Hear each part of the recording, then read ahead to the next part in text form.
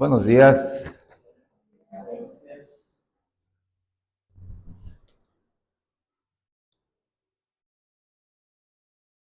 Muy bien, vamos a continuar con nuestra serie de estudios, la guía para la oración ferviente. Y hoy veremos la octava parte en general, pero la cuarta y última parte de la oración, la doxología que está en Primera de Pedro, capítulo 1, versículos del 3 al 5. Hoy es la cuarta y última parte. Y la siguiente vez que me toque predicar, dentro de algunos domingos, vamos a ver otra oración del apóstol Pedro, que está en la primera carta de Pedro, en el capítulo 5. Entonces, la semana pasada, recuerden que examinamos un poco acerca de ahora estamos unidos a Cristo, pero debido a su resurrección. La resurrección fue la base legal que el Padre usó para que pueda enviar el Espíritu Santo a regenerarnos. La semana pasada, como parte del estudio, vimos esta cuestión. También estudiamos algo con respecto a que la meta de la regeneración siempre es la glorificación. La meta de la regeneración es la glorificación. Dios, al que regenera, es porque de seguro ya lo llevará a su gloria, no porque le va a quitar luego la salvación. Y además comprendimos mejor que la regeneración de inmediato, cuando Dios nos regenera de inmediato, nos hace aptos para ir al cielo. Esos 3 puntos vimos la semana pasada. Una persona regenerada podría morir momentos después de ser regenerada, después de haber creído y de haberse arrepentido, e iría al cielo. Iría al cielo porque ya está regenerada. Entonces vamos a nuestro primer punto. Hoy, con la ayuda de Dios, el Espíritu Santo, examinaremos ahora los versículos 4 y 5. Vamos a leerlos. Primera de Pedro, capítulo 1, versículos 4 y 5. Ya leímos que el versículo 3 es una doxología, es un acto de adoración. Dice, bendito el Dios y Padre de nuestro Señor Jesucristo. ¿Por qué bendito? Porque según su grande misericordia nos dio el nuevo nacimiento para que tengamos una esperanza vivificaz, que nos aviva. ¿Por qué pudo hacerlo? Por la vida, la muerte y la resurrección de nuestro Señor Jesucristo. Ahora, versículo 4. Todo esto, ¿para qué? ¿Cuál es la meta de la regeneración? ¿Cuál es la meta de estar unidos a Cristo? Para que tengamos una herencia incorruptible, incontaminada e inmarcesible, miren, reservada en los cielos. Ahora, versículo 5. Que sois guardados por el poder de Dios mediante la fe, para alcanzar la salvación que está preparada para ser manifestada en el tiempo postrero. No es que ahorita no somos salvos. El versículo 5 no significa nadie sabe si es salvo. Entonces no diría que ya somos regenerados. No, sabemos que somos salvos en lo espiritual, internamente, personalmente, pero aún no ha llegado a la plenitud de esa manifestación del reino glorioso de Cristo. Recuerden que cuando Dios le daba a los profetas en el Antiguo Testamento las profecías acerca de su Hijo, no les dijo Dios, el Espíritu, esto va a suceder en su primera venida y esto en la segunda. No, Él les daba la revelación tanto de su primera como de su segunda venida. Y como no estaba especificado, porque hay una doctrina que se llama la revelación progresiva, ellos no entendían que la venida del Mesías era en 2 partes. La que ya conocemos tú y yo, que fue como siervo, como el que iba a morir por nosotros, pero la segunda es en gloria. Nosotros ya sabemos que Cristo vino una vez a pagar por el pecado y vendrá la segunda vez para juzgar y establecer su reino. Y eso habla el versículo 5 y 6, que es algo que va a suceder en el futuro. Como hemos visto, ya no sucedió, pero aún no. O sea, ya no sucedió espiritualmente, pero aún no físicamente y para todo el mundo. Y todavía no hay cielos nuevos y tierra nueva.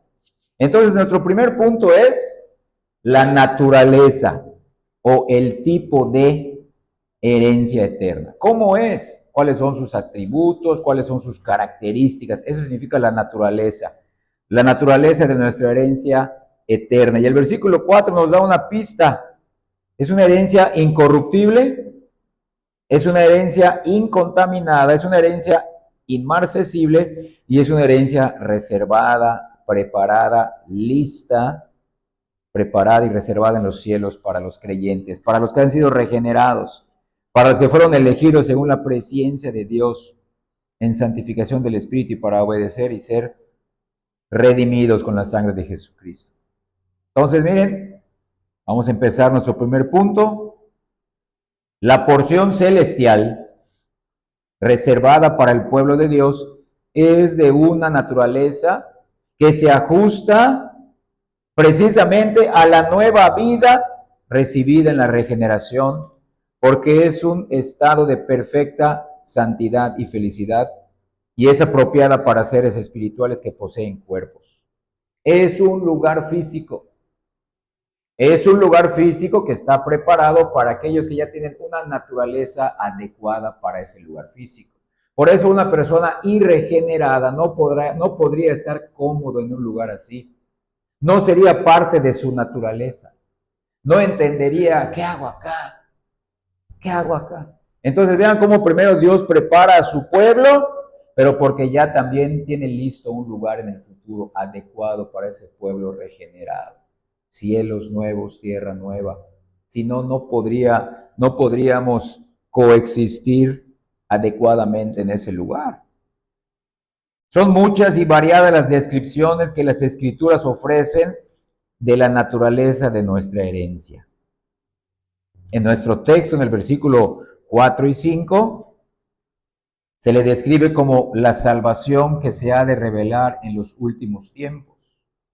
Es una salvación que está preparada, ya está lista, y Dios solamente está guiando esta tierra al final de los tiempos. Él está sosteniendo la historia para que todos los salvos reciban redención y en ese momento se acaba todo.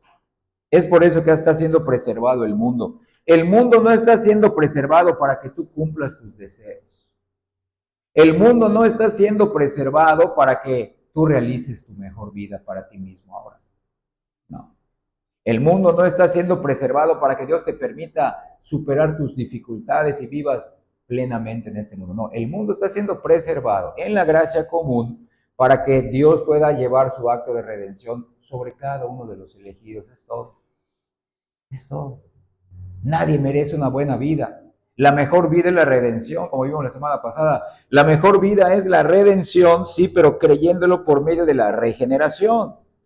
Vean ahora lo que sucederá en el último tiempo que leímos en el versículo 5, para alcanzar la salvación que está preparada para ser manifestada en el tiempo postrero, o sea, en el último tiempo. Ahora, vean Hebreos 9, sin perder de vista esa frase, para ser manifestada esta salvación en el tiempo postrero. ¿Cuándo? Vean cuándo. Aquí nos da una pista en Hebreos capítulo 9, versículo 28. Miren, empiezo a leer. Hebreos 9:28. Así también Cristo fue ofrecido una sola vez para llevar los pecados de muchos. Ahí está, su primera venida. Y aparecerá por segunda vez. Eso no lo entendieron los del Antiguo Testamento. Ellos pensaban que iba a haber una sola venida, iba a ser la gloria inmediata. No, sin relación con el pecado. Ya no tendrá que volver a morir por el pecado. Miren, ¿para qué? Para salvar a los que le esperan. Entonces, ¿cuál es el acontecimiento que estamos esperando? No es el arrebatamiento de 7 años que mal enseñan los dispensacionalistas. Cuando Cristo venga va a ser el juicio. Y después del juicio vendrá la gloria eterna.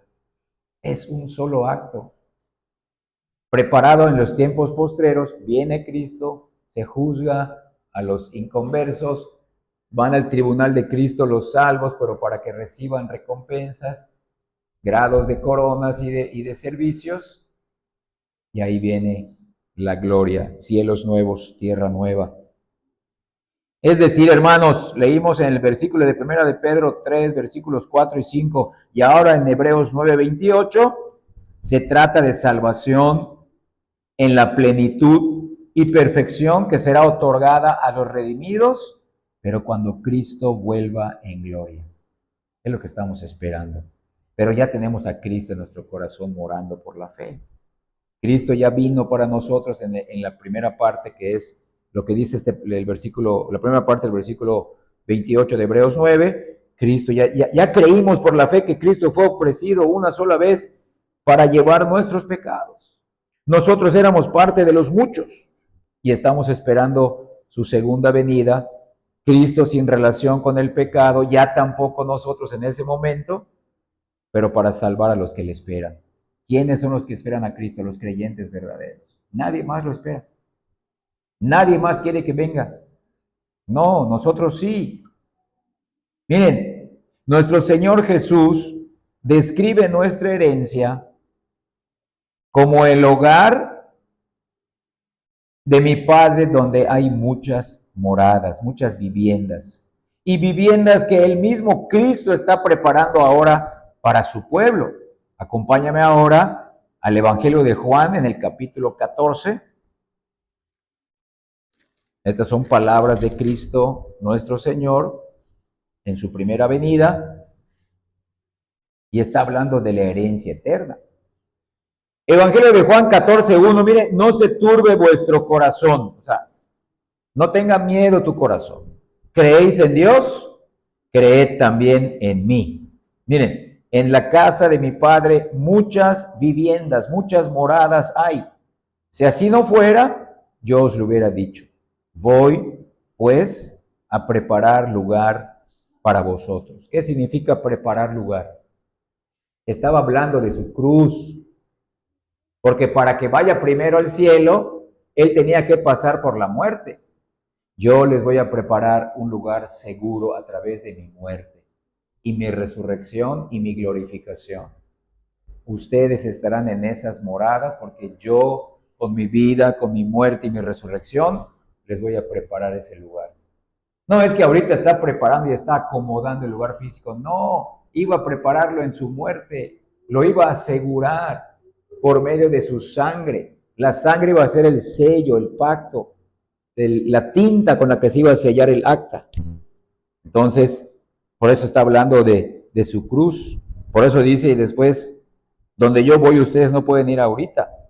Estaba hablando de su cruz y del cielo que iba a ganar por nosotros. Ahora, el apóstol Pablo se refiere a la herencia nuestra como una herencia de los santos en el reino de la luz. Ahora vamos a Colosenses en el capítulo 1.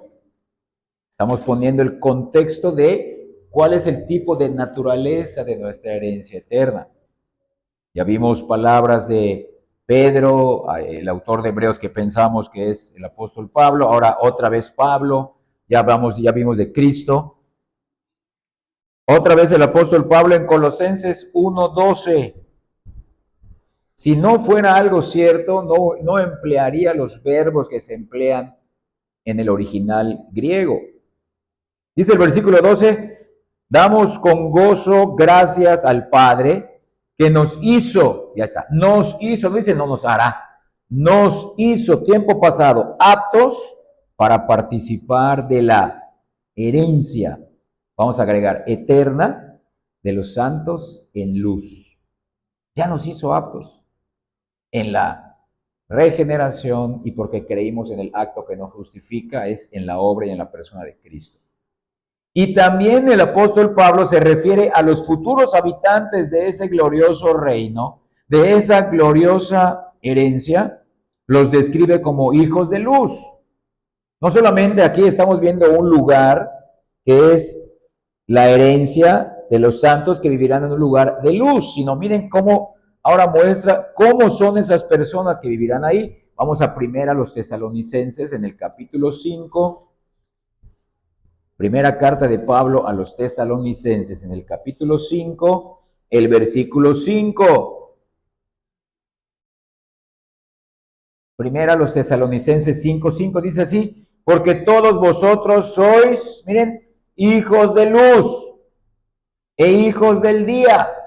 No somos de la noche ni de las tinieblas. Éramos de la noche y de las tinieblas, pero ahora somos hijos de luz e hijos del día, para estar en un futuro en ese lugar de luz. Aquí todavía estamos en un lugar de tinieblas. Pero nosotros ya no estamos en las tinieblas, sino que ya internamente, espiritualmente somos hijos de luz, preparados para ese lugar que en el futuro será el reino de la luz. Entonces, sin duda, estas expresiones apuntan a la perfección, no tanto del lugar, sino también de la perfección moral de aquel que en cuya brillante luz hemos de morar todos los santos algún día. Vean, esto está desde el Antiguo Testamento. Ahora vamos al profeta Isaías.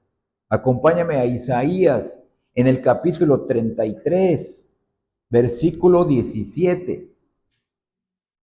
Miren, Isaías 33, 17 dice así: tus ojos verán al Rey en su hermosura. Miren, verán la tierra que está lejos. Vean eso. Vean ese versículo, podemos decir, escatológico, que habla de Cristo y habla del lugar, porque cuando dicen verán la tierra que está lejos, también se refiere a la gloria. Y ya lo podemos ver por la fe.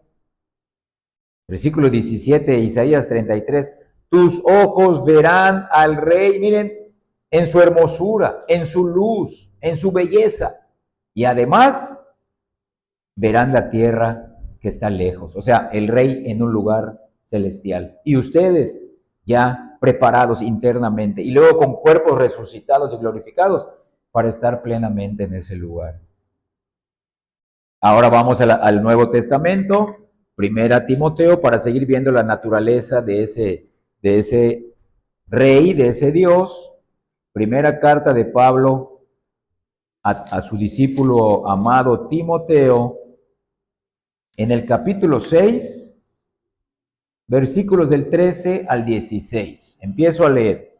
Primera a Timoteo, capítulo 6, del 13 al 16. Dice, te mando delante de Dios, que da vida a todas las cosas, y de Jesucristo, que dio testimonio de la buena profesión delante de Poncio Pilato, que guardes el mandamiento sin mancha ni reprensión, hasta la aparición de nuestro Señor Jesucristo. ¿Hasta cuándo?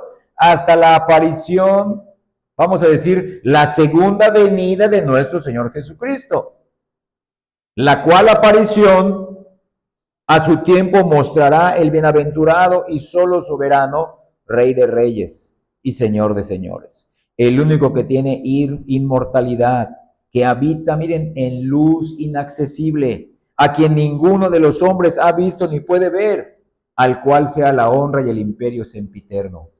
Amén. Vean cómo es ese lugar y cómo es ese Dios. Y cómo nos va a transformar para que vivamos en ese lugar. Ahora vamos a Hebreos capítulo 12.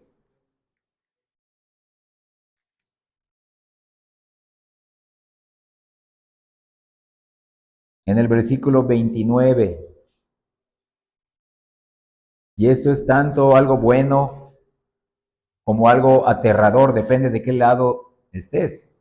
Hebreos 12, 29, miren, porque nuestro Dios es fuego consumidor.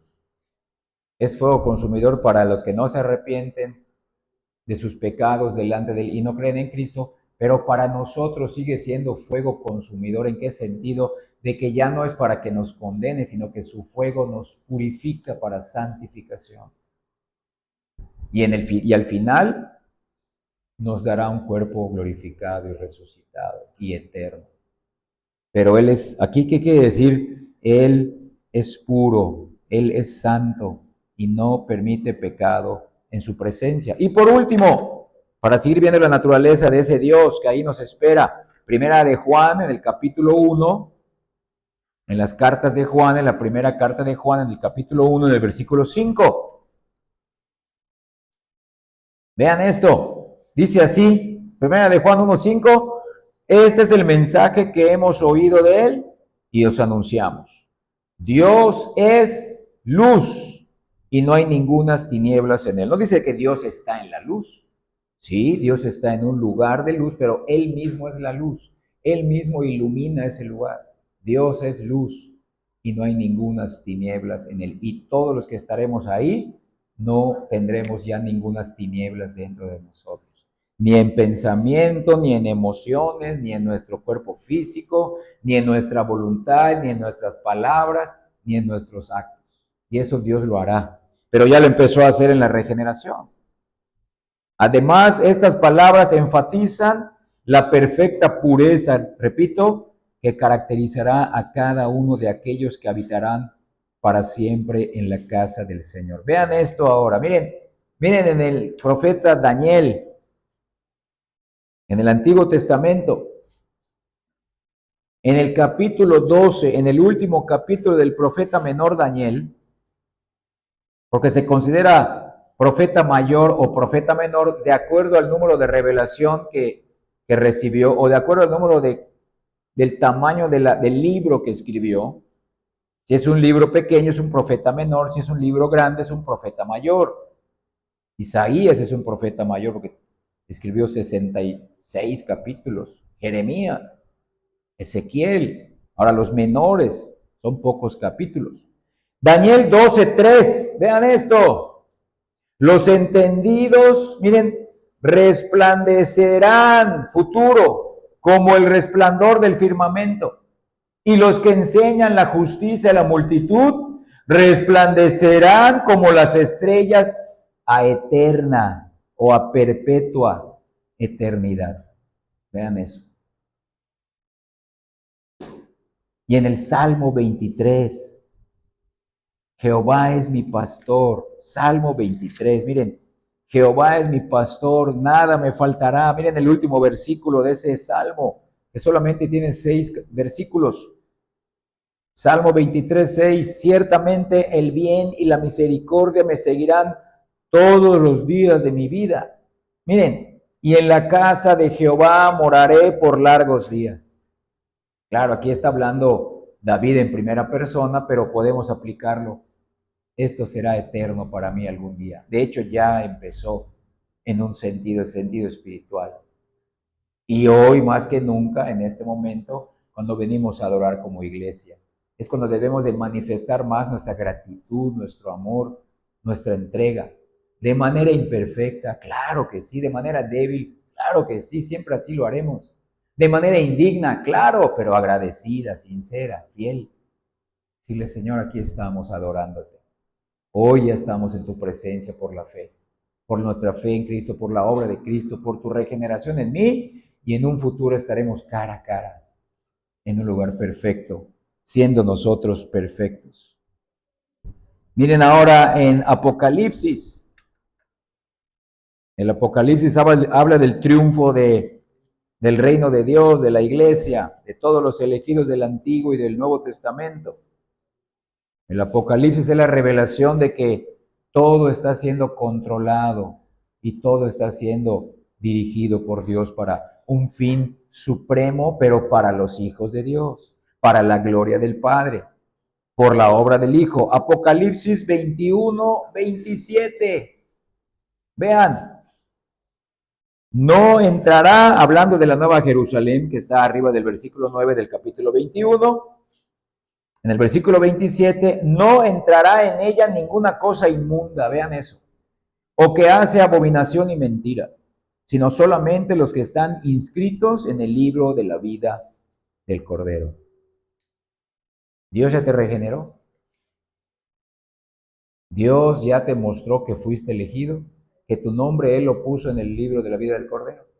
Entonces, Dios te está preparando para que desde esta vida ya no seas inmundo, ya no seas abominable en su presencia, ya no seas una persona mentirosa, sino que vivas en santidad, no perfecta, en santidad sincera, en una lucha real por gratitud contra el pecado, el mundo y el diablo, porque esa es la característica de Dios, de ese lugar y de las personas que estaremos ahí creyendo solamente en Cristo.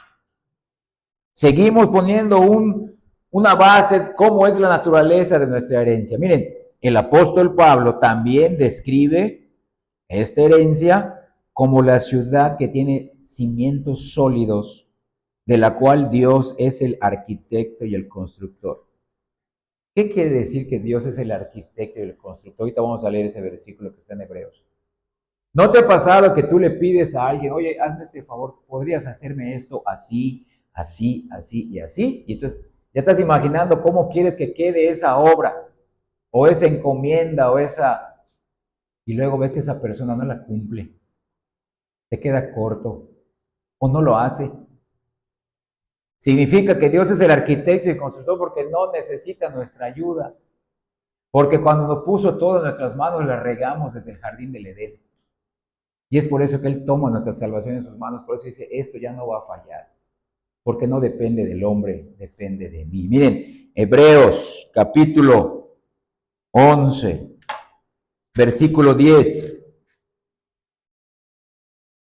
Estamos adorando a Dios mientras se predica la palabra, hermano. No están escuchando a un hombre.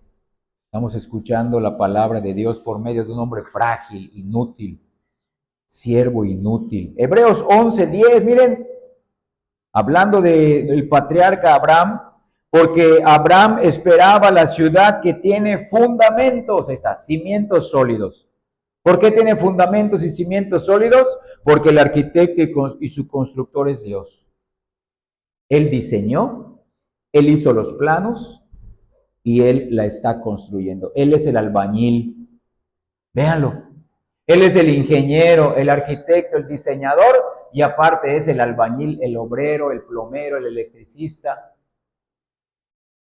el carpintero, el pintor. Ya está todo hecho. La salvación ya fue realizada. El Padre ya la decretó, el Hijo ya la realizó y el Espíritu Santo se la mostrará en un momento de la vida del elegido antes de que muera físicamente. Lo tiene que regenerar para llevarlo a esta salvación. Ya está hecho, es una salvación trinitaria. Ya está hecho, puedo decir, es un cimiento sólido sobre el que caminamos. Es la roca firme, sellada con la sangre de Cristo. Entonces, como leímos ahorita, sobre esa ciudad, sobre esa herencia, Abraham, el patriarca, fijó su mirada llena de esperanza y de fe, y ahí mismo en Hebreos, en otro versículo, también se le llama un reino inconmovible, tiene fundamentos sólidos, en Hebreos 12, en el versículo 28. Hace rato leímos en el versículo 29, porque nuestro Dios es fuego consumidor. Un versículo antes dice, así que recibiendo nosotros un reino inconmovible, ya lo tenemos, véanlo, no se ha manifestado, pero ya es nuestro. Habiendo recibido nosotros un reino inconmovible, tengamos que, véanlo, gratitud. Y mediante esa gratitud sirvamos a Dios, miren, agradándole con temor y reverencia. Véanlo, es por gratitud, por amor. Estamos asombrados, ¿cómo me pudo salvar? ¿Y qué significa el temor? No de temor de que vaya yo a perder la salvación, sino de temor de ofender el amor que ya me dio en Cristo. ¿Cómo puedo fallarte ahora, Señor? ¿Cómo puedo ser una persona negligente, perezosa? ¿Cómo puedo ser una persona que siempre está posponiendo las cosas? Siempre poniendo en primer lugar a otras personas, cosas y aún a mí mismo antes que a ti. Eso significa con temor y reverencia. Porque nosotros no estamos viendo a Dios ya como nuestro juez. Porque Él nos juzgó en Cristo hace más de 2000 años. Nos juzgó representativa, legal y sustitutoriamente en la cruz de Cristo. ¿Qué significa temor y reverencia? Tengo temor de fallarle, porque estoy agradecido por esto. Me puede estar yendo mal en este mundo, pero yo ya tengo al Padre, ya tengo la obra del Hijo, ya tengo la obra interna del Espíritu Santo. Y ya tengo un futuro cierto. Esto que me está pasando ciertamente me está preparando para ese lugar, o Dios tiene que quitar cosas en mí que están impidiendo que yo entienda esta realidad que ya tengo. Tengo que crecer en la fe, tengo que luchar.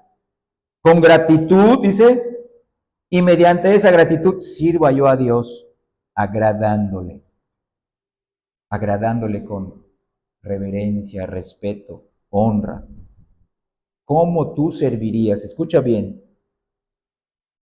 ¿Cómo tú servirías? Y no estoy hablando de la persona, sino del oficio.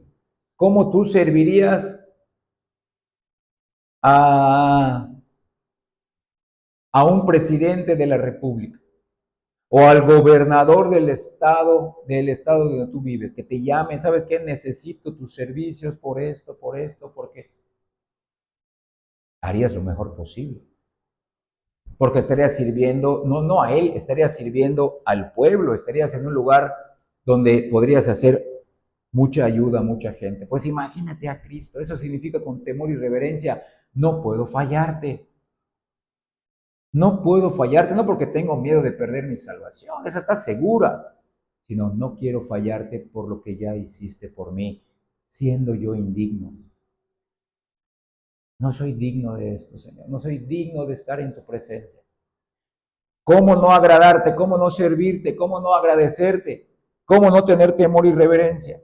Si ya lo hiciste todo.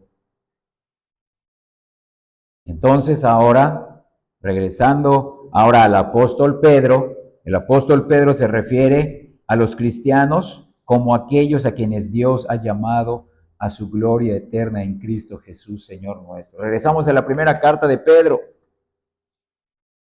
Ya no en el capítulo 1 que nos está ocupando, versículos del 3 al 5, ahora vamos al capítulo 5.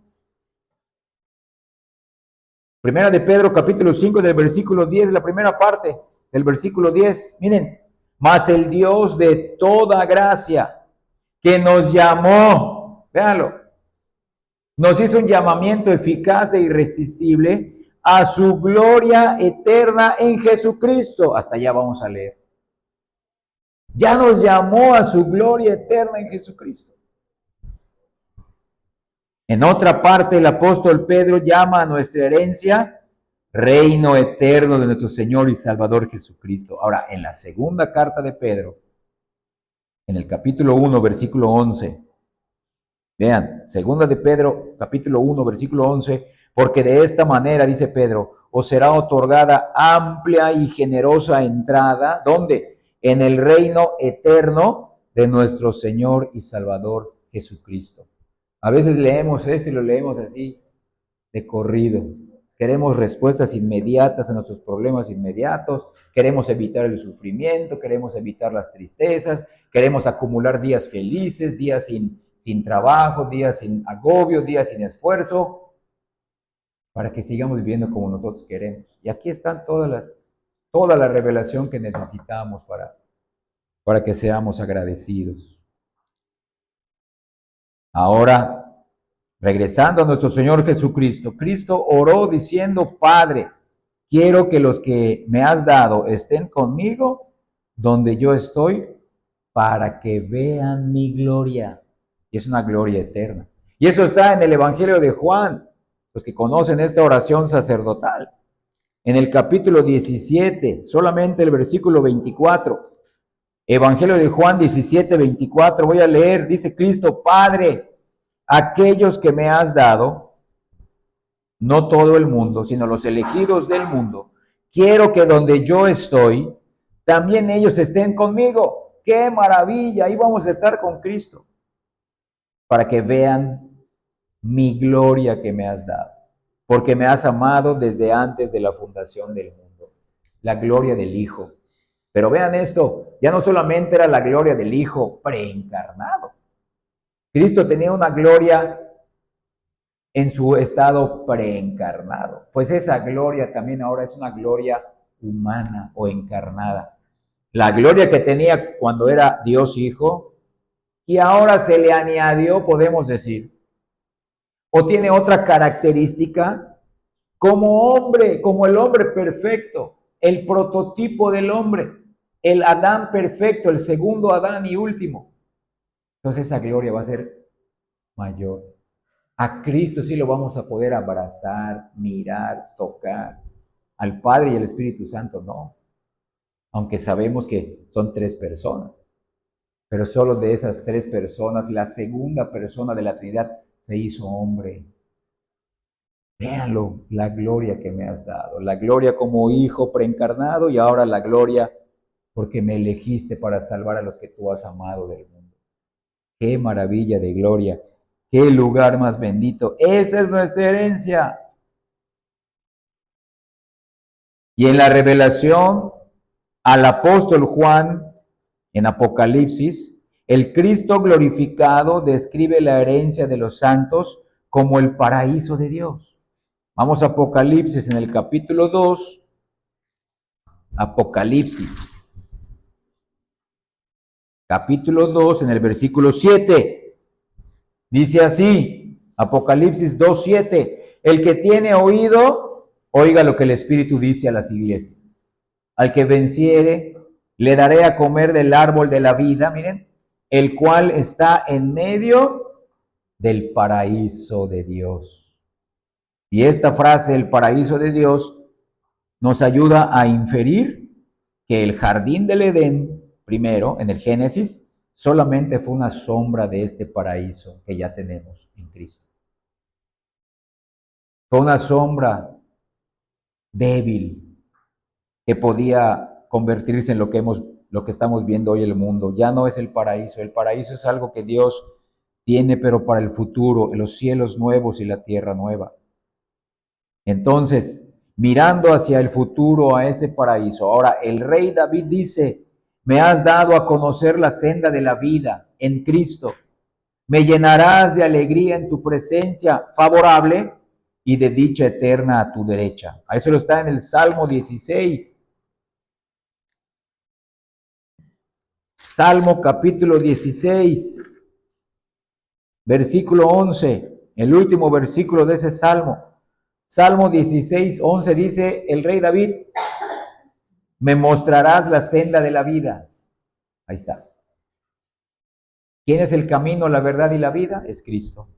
En tu presencia hay, miren, plenitud de gozo, véalo, delicias a tu diestra para siempre. Esto significa que para el creyente, poco a poco Dios Trino, el Padre, Hijo y el Espíritu Santo, la obra que hicieron por nosotros, Dios mismo se vuelve nuestra delicia en la medida que entendemos la ley y el Evangelio. No en la medida que va solucionando nuestra vida. No en la medida que Dios se esfuerza en evitarnos el sufrimiento, no. En la medida que entendamos, tú eres suficiente para mí. Ya lo que hiciste es suficiente. Tu presencia es el gozo para mí. Tú eres mi mayor alegría. Tú eres mi mayor deleite, mi mayor placer. No es que aquí en la tierra no haya, tampoco eso significa. Porque hay placer en el matrimonio, en la familia, en el trabajo. Hay placer en ciertos entretenimientos lícitos, en ciertas comidas. Pero hay un nivel de gozo, de alegría y de delicia que nada más Dios puede llenar. Dios se va convirtiendo en suficiente para nosotros. No necesito nada, no tengo que apantallarte, no tengo que intentar impresionarte, Dios, ya tú lo hiciste en Cristo. Ya tú me impresionaste a mí en Cristo. Por eso dice, en tu presencia hay, miren, no gozo, plenitud de gozo. Y hay delicias, deleites, placeres indescriptibles a tu diestra para siempre. Y esto no acabará. Ya empezó para nosotros de manera intermitente, porque tenemos nosotros rachas de bendiciones, rachas de pruebas, rachas de caídas, de disciplinas, de santificación, y a veces como que medio retrocedemos o nos estancamos, pero en la eternidad será algo constante, para siempre, para siempre. Entonces, veamos más de cerca la palabra herencia. ¿Cómo se aplica en nuestro mundo la palabra herencia? Las Escrituras llaman herencia a las dichas celestiales. Y esto por dos razones. Por su naturaleza gratuita, o sea, no la tenemos que comprar, ganar o merecer. Y porque ya es una posesión segura. Ya Cristo la compró por nosotros. Nosotros la recibimos por gracia. Entonces, cuando las Escrituras llaman herencia a esta dicha celestial eterna, es por estas dos razones primarias, para mostrar su naturaleza gratuita, número uno, y número dos, para enfatizar que ya es una posesión segura que nos está esperando en el futuro. Ahora, para ver la primera parte, su naturaleza gratuita, una herencia, aún en esta vida, en esta tierra, una herencia, cuando nosotros nos dan algo en herencia, es algo que no se obtiene por esfuerzos propios. Tu papá te quiso regalar esto, tu mamá te quiso regalar esto. ¿Qué hiciste? Nada, solo por el derecho de ser hijo, ¿sí o no? Todo lo que ellos van dejando cuando mueren, por herencia, se le queda a los hijos, ¿sí o no? Entonces, es algo que no se obtiene por esfuerzos propios, sino que se recibe por el libre don u otorgamiento de otro. Tu tío, tu abuelo, tu papá, tu mamá, el que te quiera dar su herencia fue por su gracia hacia el heredero en esta tierra. Ahora, ¿cómo lo aplicamos en la vida espiritual? En el Antiguo Testamento, el pueblo de Israel no recibió su herencia terrenal o su herencia externa en la tierra de Canaán porque fueran más grandes o mejores que las otras naciones de la tierra, sino porque Dios se complació en hacerlo. Vean esto, ahí mismo estamos en el Salmo 16, avanza conmigo al Salmo 44. Esto se reconocía desde el Antiguo Testamento.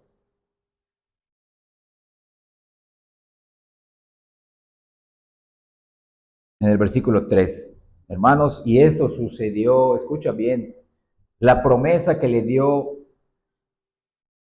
Dios a los patriarcas de que les iba a dar una tierra, la cumplió en el Antiguo Testamento. Escucha bien, no es algo que se cumplió en 1948 cuando se fundó el Israel moderno, no, después de la Segunda Guerra Mundial, no, esto sucedió con Josué.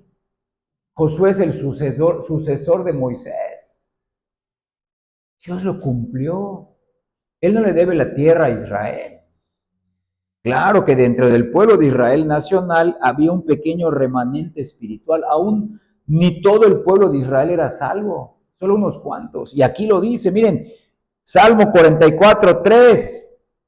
Porque no se apoderaron de la tierra por su espada. Ahí está.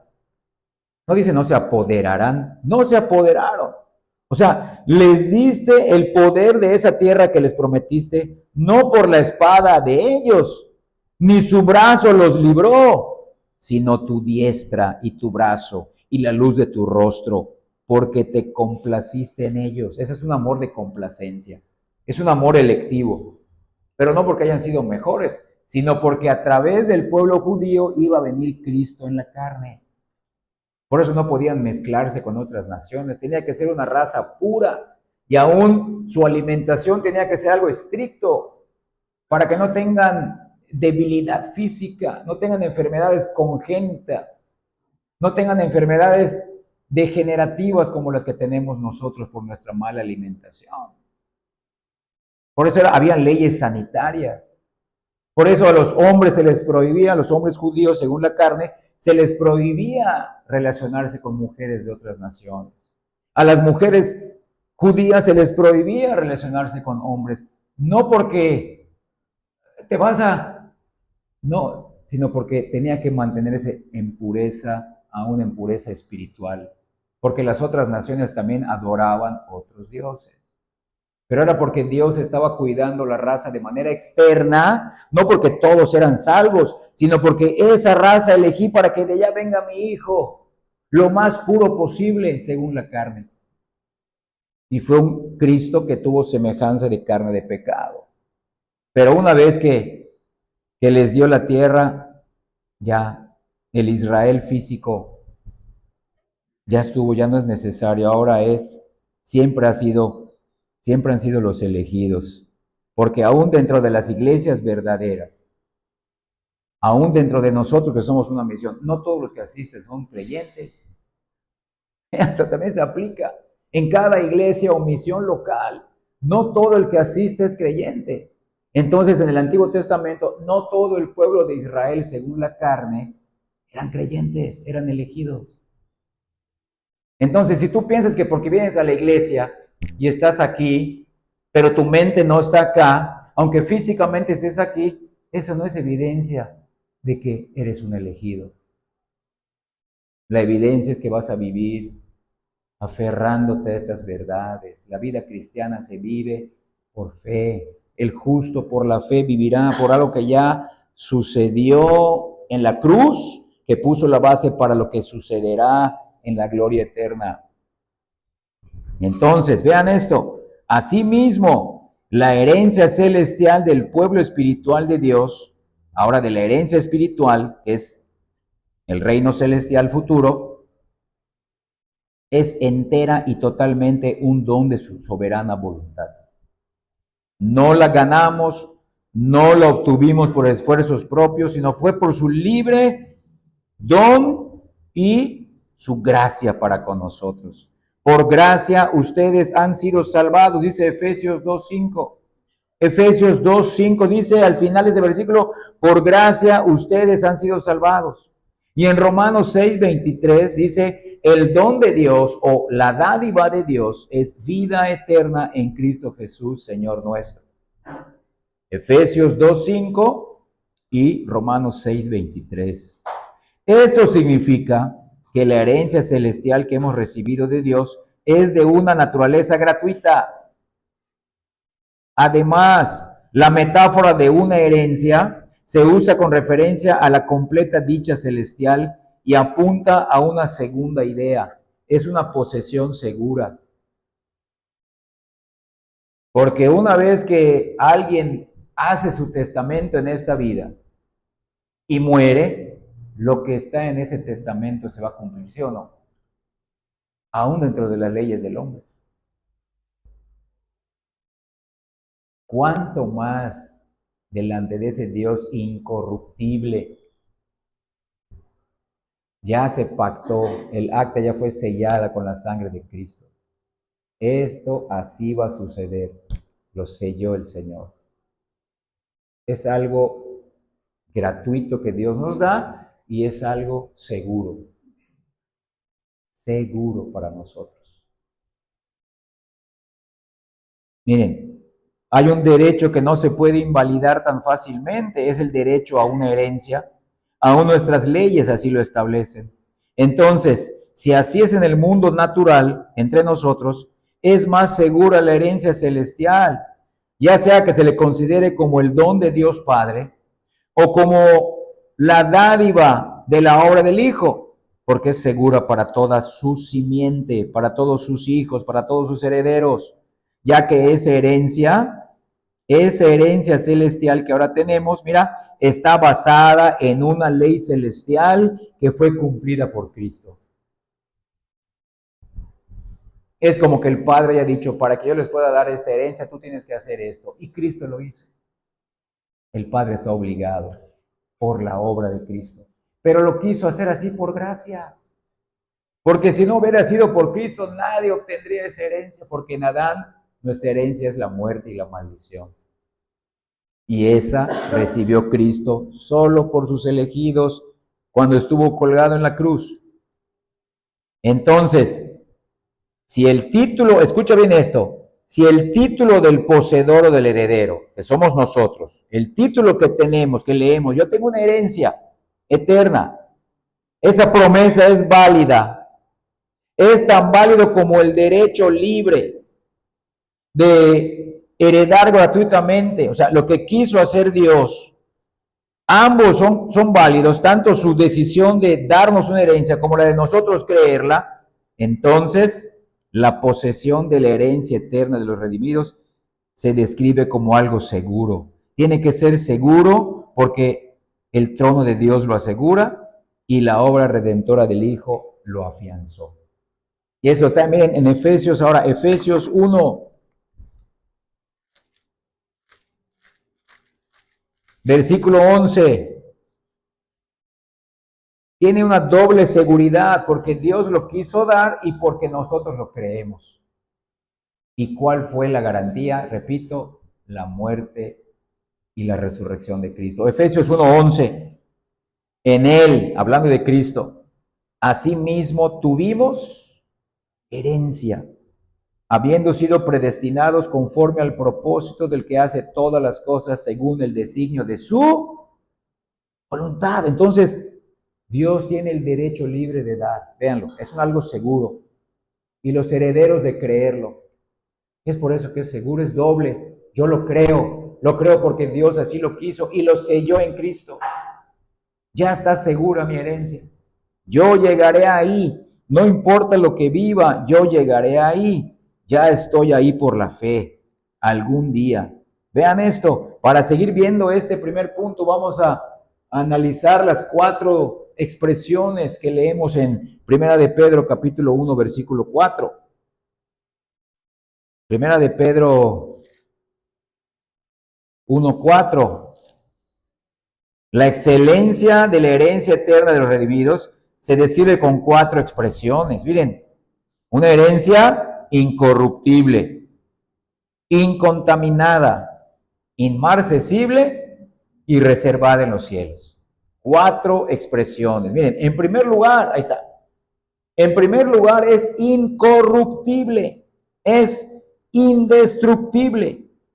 Y así, con ese adjetivo calificativo, indestructible, incorruptible, es semejante a la primera persona de la Trinidad, a su autor, porque Dios es el Dios incorruptible, es el Dios inmortal. Tú y yo sabemos que toda corrupción en este mundo es un cambio de algo mejor a algo peor, y de algo y a algo peor y a algo peor.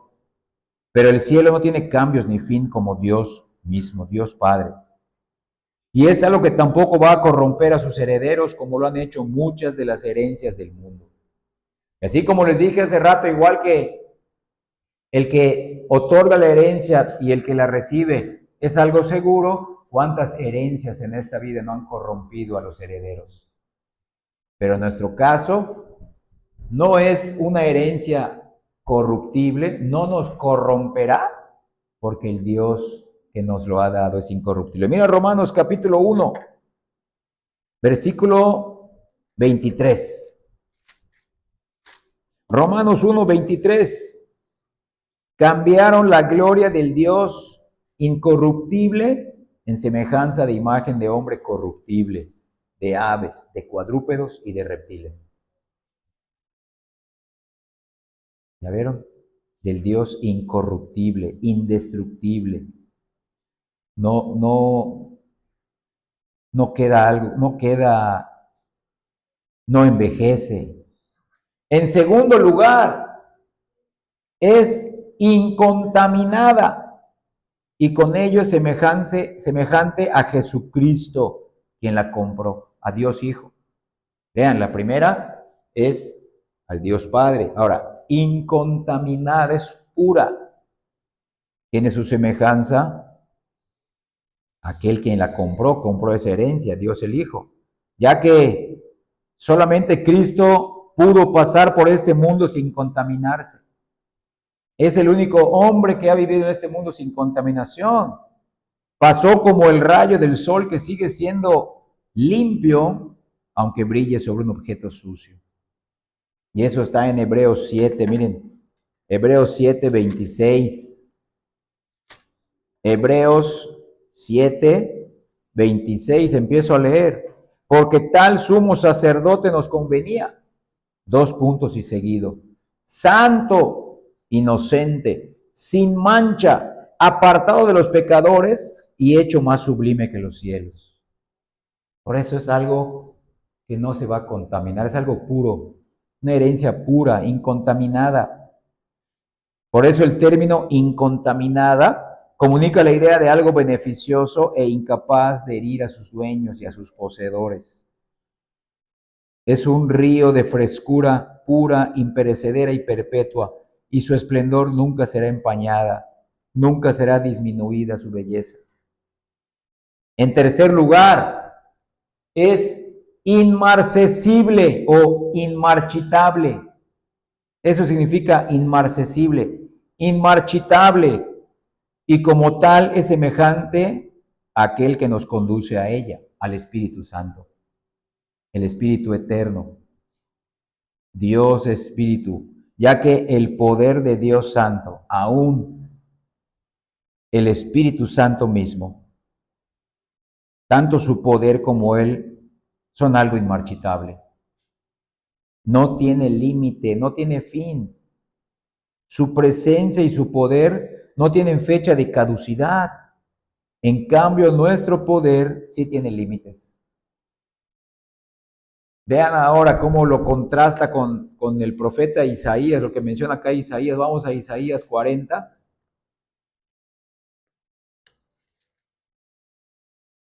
En Isaías 40, del 6 al 8, y luego vamos a ver los dos versículos del Nuevo Testamento donde se menciona este pasaje de Isaías. Isaías 40, del 6 al 8, dice así: voz que decía, da voces. Y yo respondí, ¿qué tengo que decir a voces? Que toda carne es hierba, y toda su gloria como flor del campo. La hierba se seca, y la flor se marchita, porque el viento de Jehová sopló en ella. Ciertamente como hierba es el pueblo. Sécase la hierba, marchítase la flor, mas la palabra del Dios nuestro permanece para siempre. Esto mismo toma el apóstol Pedro en su primera carta, vamos ahí, en el capítulo 1, versículos 24 y 25. Ahí mismo, en esa misma carta que estamos estudiando, los versículos del 3 al 5 del capítulo 1. Dice así: porque toda carne es como hierba, y toda la gloria del hombre como flor de la hierba. La hierba se seca y la flor se cae, mas la palabra del Señor permanece para siempre. Miren, y esta es la palabra que por el Evangelio os ha sido anunciada. Hay de aquellos que no creen en el Evangelio, que leen la Biblia como la palabra de Dios, hasta ahí están bien, pero no van al Evangelio. Leen la Biblia sin el Evangelio. No, la palabra de Dios es entendida por el Evangelio. Y en cuarto lugar, la cuarta característica de esta herencia eterna es que ya está preparada o reservada. Es la palabra que utiliza el versículo 4 de Primera de Pedro, capítulo 1. Reservada en los cielos para vosotros. No solamente es incorruptible, incontaminada e inmarcesible, sino que ya está reservada en los cielos para ustedes. Algo seguro. Habla tanto del lugar como de la seguridad de nuestra herencia. Es un lugar seguro y es una posesión segura. Es algo gratuito y es algo seguro. Miren ahora Colosenses capítulo 1, en el versículo 5. Carta de Pablo a los Colosenses en el capítulo 1, versículo 5. Empiezo a leer. A causa de la esperanza que os está guardada, miren, en los cielos, está reservada, guardada en los cielos, de la cual ya habéis oído por la palabra verdadera del Evangelio. Está otra vez el Evangelio. Esto es algo que anuncia el Evangelio, porque Cristo la compró. No se puede apartar de la obra de Cristo. No es algo que una persona se gana solamente por ser religiosa y decir, yo ya asistí a la iglesia, ya cumplí con mis actos externos. Yo ya cumplí con ofrendar, con cantar, con reunirme ya. No, creíste en Cristo, siendo tú un pecador. Solamente en Él descansas.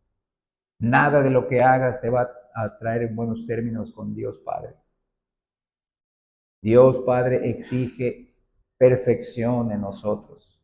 Y esa perfección nos la ha dado en Cristo. En Cristo. Miren ahora, 2 Timoteo, capítulo 4. 2 Timoteo, capítulo 4, en el versículo 18. Y el Señor, 2 Timoteo 4, 18, dice así: y el Señor me librará de toda obra mala y me preservará para su reino celestial. A Él sea gloria por los siglos de los siglos. Amén. Me preservará para su reino celestial. Entonces, la herencia celestial es tanto un lugar físico, cielos nuevos y tierra nueva, cuando Cristo vuelva, y es a la vez una disposición interna ya obrada en nosotros por el Espíritu Santo. O sea, un corazón y una naturaleza nueva. Entonces, al considerar estas 4 expresiones descritas en el versículo 4 de 1 de Pedro, capítulo 1, ante nosotros aparecen varias características propias de la herencia celestial. Mencionemos rápidamente otra vez que, número 1, nuestra herencia es indestructible o incorruptible, ya que su sustancia es totalmente diferente a la de los reinos terrenales, cuya grandeza se desvanece. Los imperios más poderosos de la tierra eventualmente se desvanecen por causa de su corrupción interna y reciben el juicio de Dios por su corrupción interna. 2, en cambio, consideremos la pureza o algo incontaminado de nuestra porción o herencia futura. Jamás una serpiente volverá a entrar en este paraíso para contaminarlo. Número 3, contemplemos su belleza inmutable o inmarcesible. No la pueden dañar el óxido ni la polilla, ni podrán los siglos sin fin producir una arruga en el rostro de sus habitantes. Y número 4, valoremos la seguridad de esta herencia que tenemos. Ya está reservada, ya está apartada, es guardada por Cristo para sus redimidos y jamás ladrón alguno podrá entrar en ella. Por eso Cristo en el Sermón del Monte, acompáñame ahora al Evangelio de Mateo en el capítulo 6, versículos del 19 al 21, habla de esto. Mateo 6, 19 al 21, miren el título, tesoros en el cielo. No os hagáis tesoros en la tierra, donde la polilla y el orín corrompen. Ahí está. Se vuelve algo destructible, corruptible, contaminado, marchitable, aquí en la tierra, pero en los cielos no. Miren, aquí en la tierra la polilla y el orín corrompen, y los ladrones minan y hurtan, sino haceos tesoros en el cielo, donde ni la polilla ni el orín corrompen, y donde ladrones no minan ni hurtan. Porque donde esté vuestro tesoro, allí estará también vuestro corazón. ¿Dónde estamos haciendo tesoros? ¿Dónde tenemos puesto nuestro corazón? Véanlo. Es claro el Evangelio, hermanos. Ahí donde está tu tesoro, allá va a estar tu pensamiento, tus esfuerzos, tu vida, tu dinero, tus finanzas, tus recursos. Todo estarás persiguiendo. Lo que más ames, eso estarás haciendo. ¿Dónde está nuestro tesoro verdadero y real? Entonces, vean ahora el contraste con 4 tipos de herencias que hay o existieron en esta tierra, y todas ellas fueron minadas, apolilladas, corrompidas, hurtadas. Primero, consideremos la herencia que Dios le dio a Adán. Era una herencia condicional en el huerto del Edén, pero qué rápido se corrompió él y con él toda la raza humana. 2, pensemos en la herencia que Dios dio cuando hizo dividir a los hombres, a los hijos de los hombres.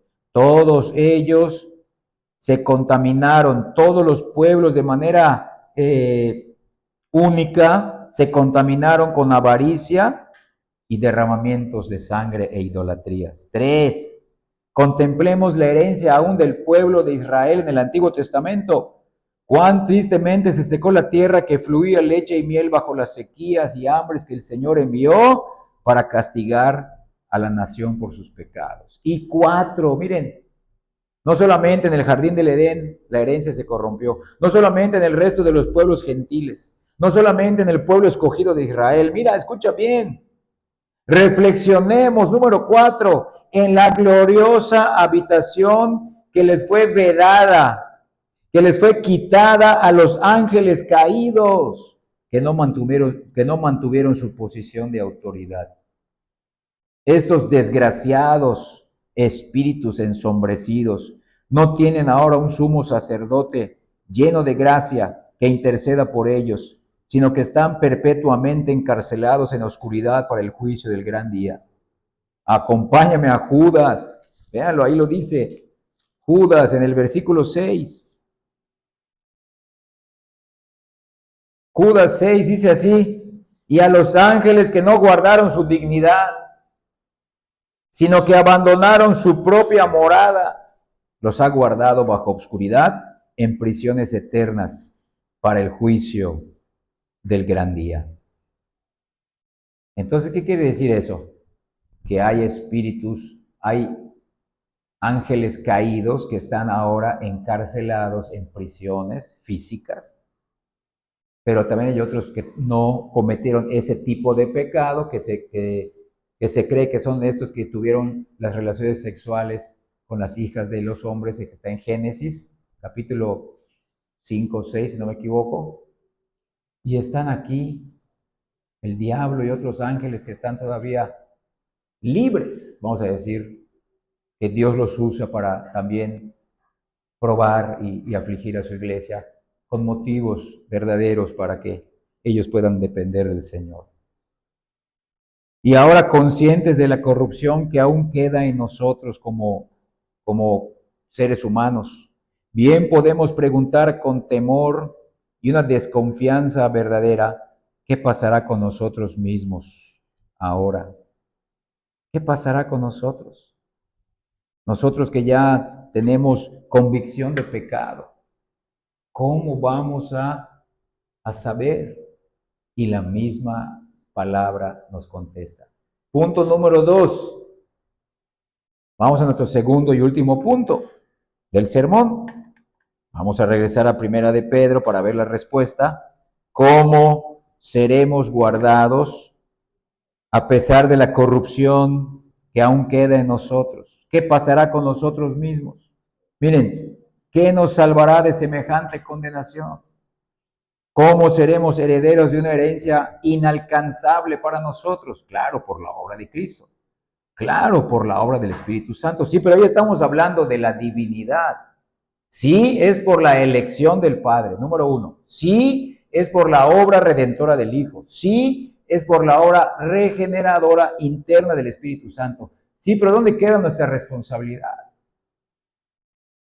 Es verdad, somos receptores.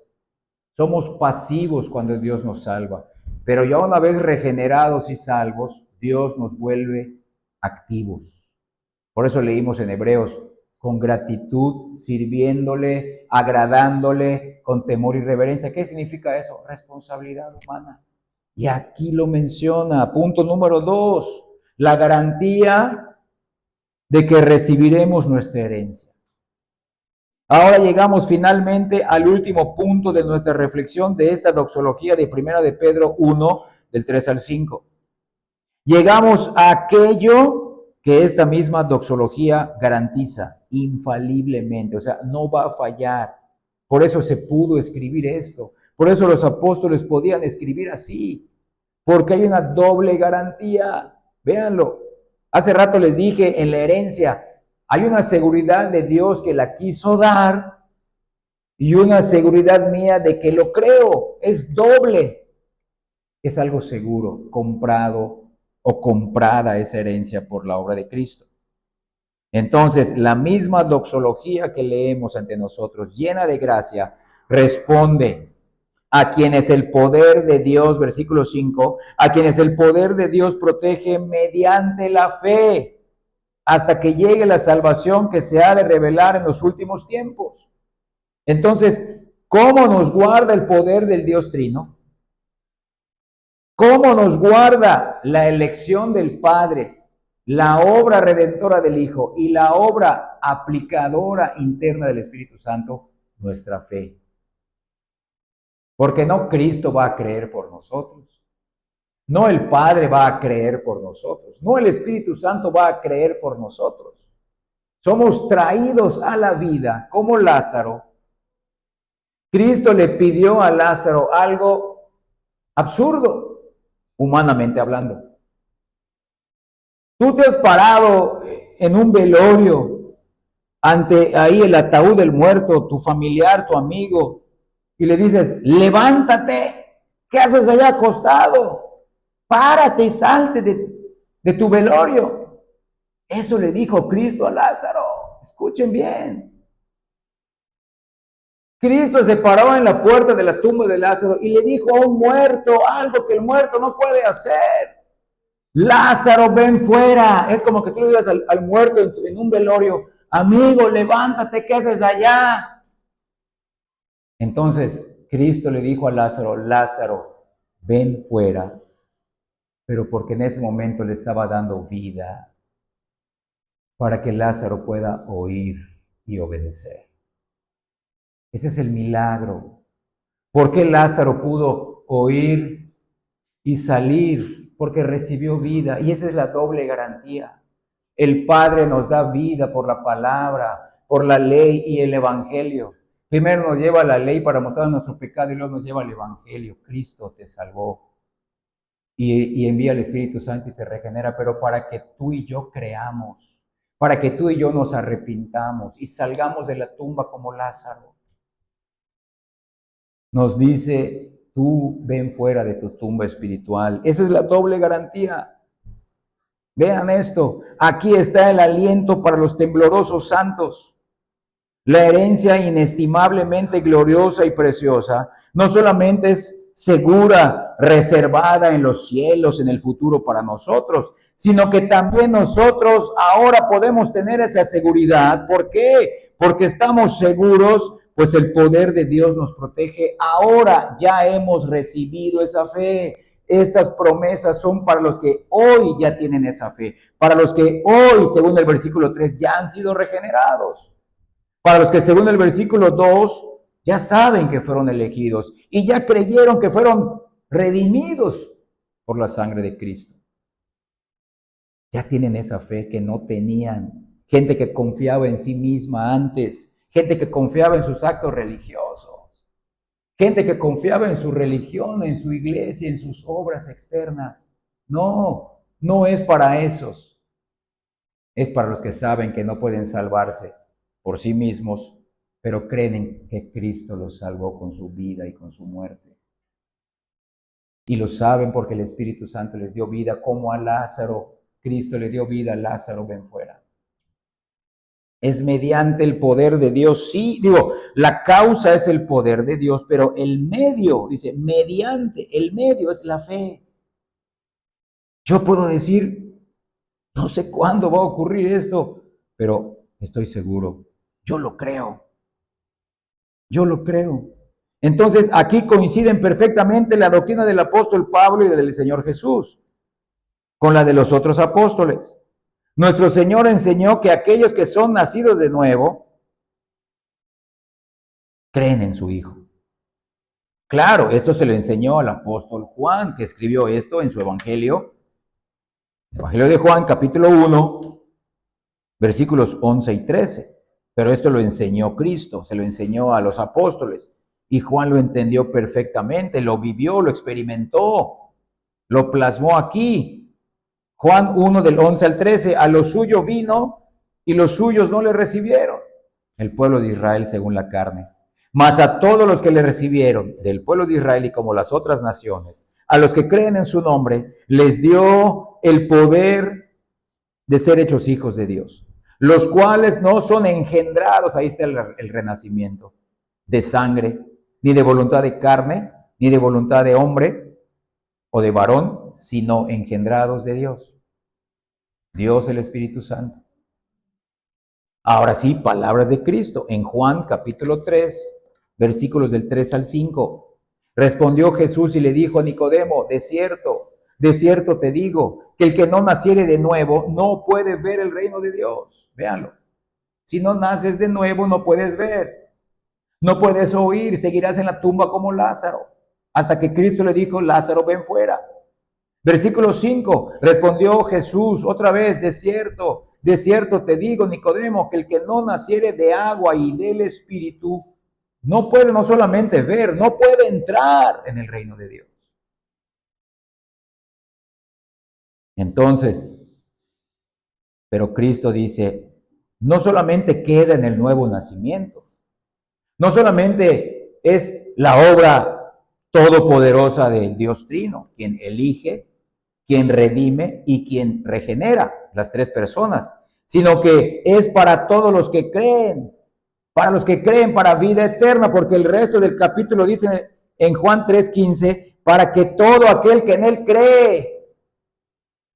¿Y quién cree? Aquel que ha visto y ha entrado, no se pierda, mas tenga vida eterna. Ha visto y entrado en el reino. Versículo 16, porque de tal manera amó Dios al mundo, que ha dado a su Hijo unigénito, para que todo aquel que en él cree, hasta la fe, no se pierda, mas tenga vida eterna. Y también Cristo dice ahí, que el que ya cree en el Hijo hoy, tiene en forma presente y continua y eterna vida eterna. En Juan 3:36.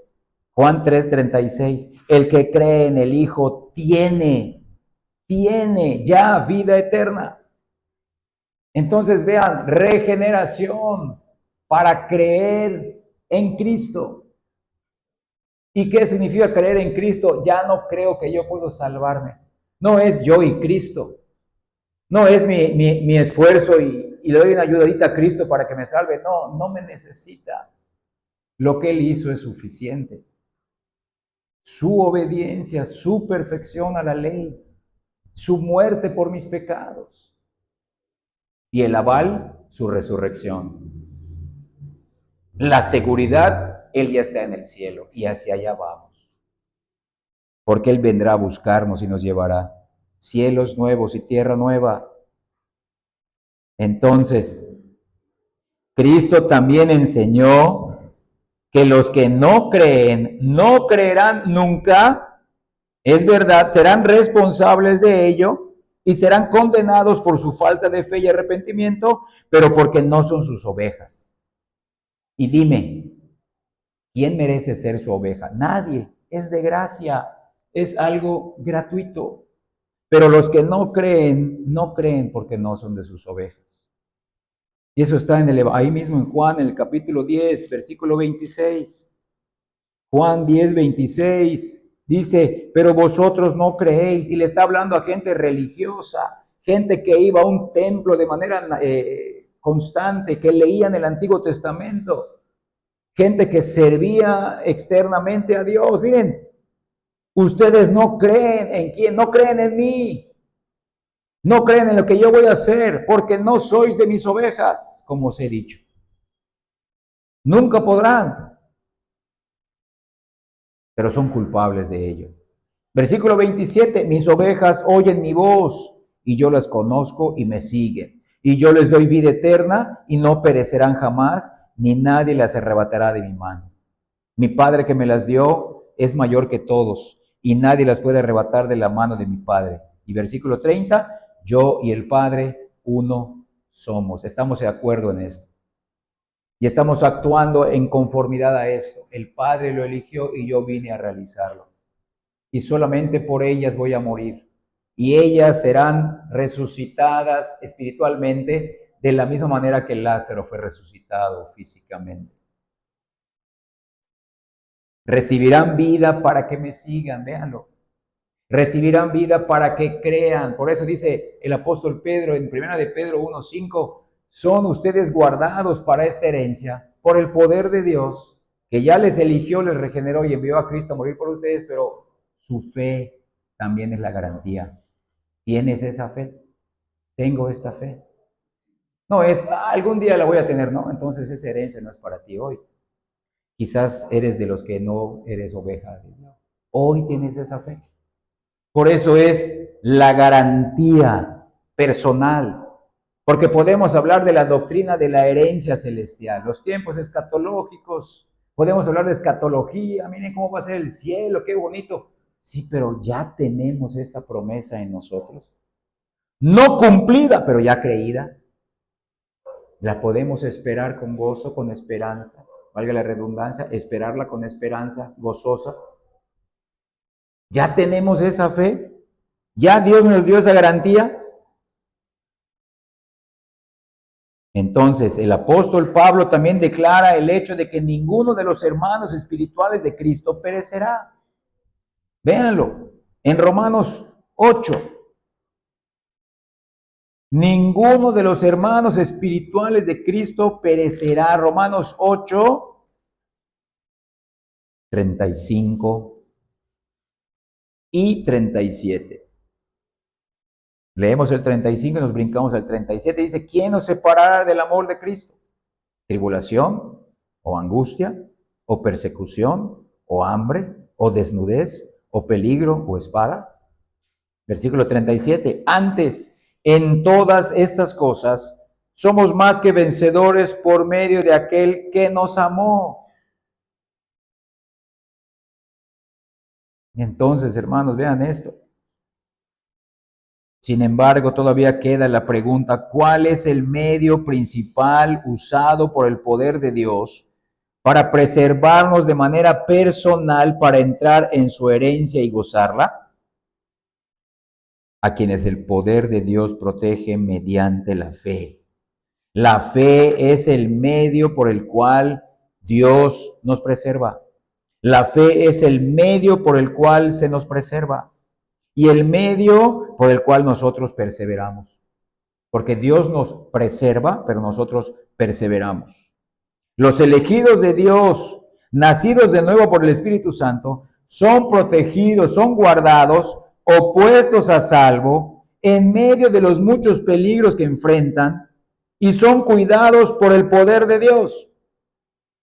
La expresión poder de Dios, escucha bien, podría referirse al poder que Dios ejerce en relación a los enemigos de los cristianos, controlando sus propósitos malignos, pero también podría apuntar a la influencia espiritual que Dios ejerce en las mentes de los creyentes, haciendo que sigan creyendo en la verdad y haciéndoles amar como Dios ama y a perseverar como Cristo perseveró.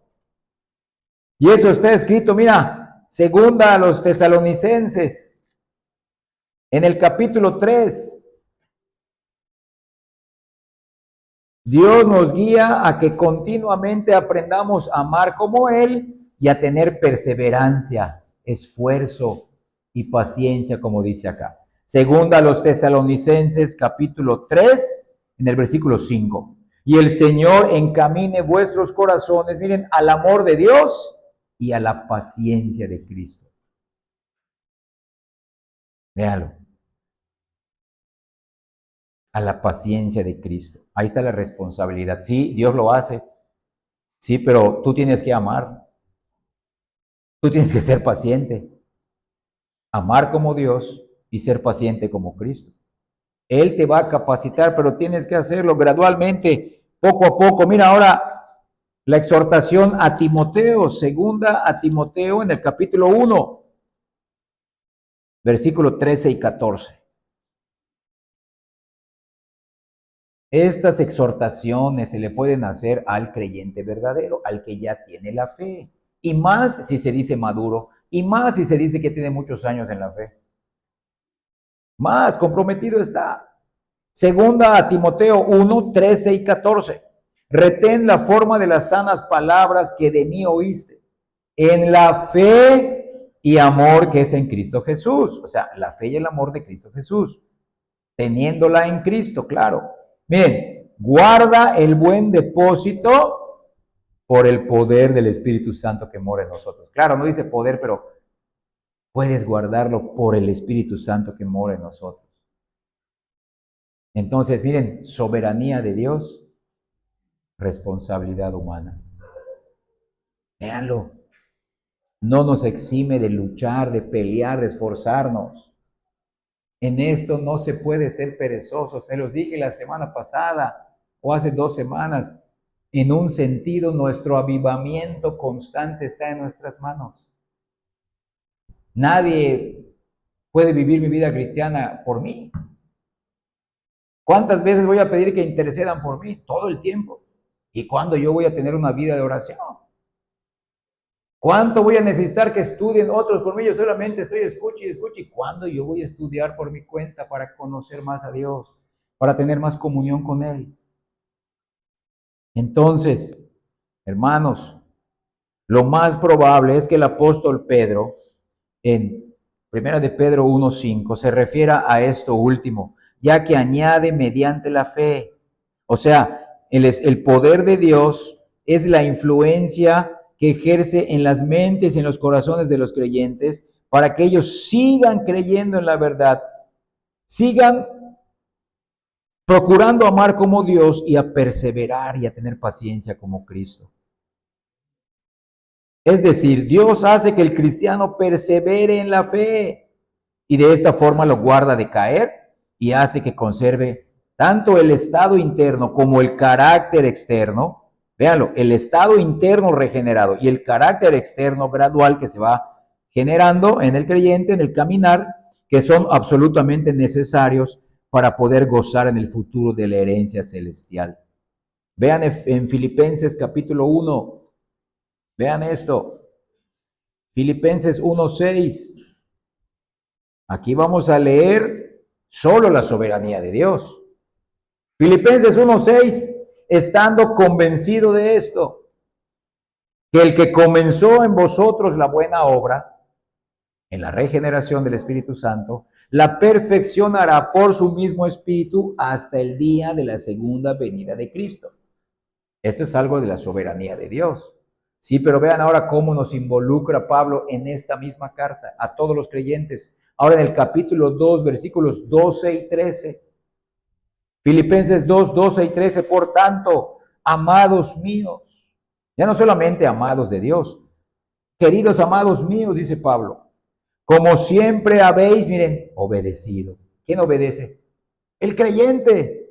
No como en mi presencia solamente, sino mucho más ahora obedecen en mi ausencia.